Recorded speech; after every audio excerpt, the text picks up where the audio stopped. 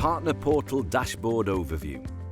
Welcome to the Ideal Heating Partner Portal Dashboard. From this page, you can see an overview of your installation summary, including devices that have been installed in the last 30 days.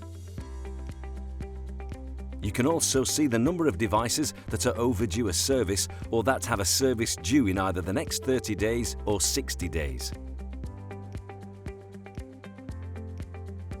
The Alarm Summary gives information on any priority properties that have an alarm raised or the number of devices that are either in fault or offline. Clicking on any of these cards will take you to the list of devices that are in this count. For example, clicking on the Service Due in 60 Days card gives me the devices that are due in 60 days. Return to the dashboard by clicking Home in the left-hand menu.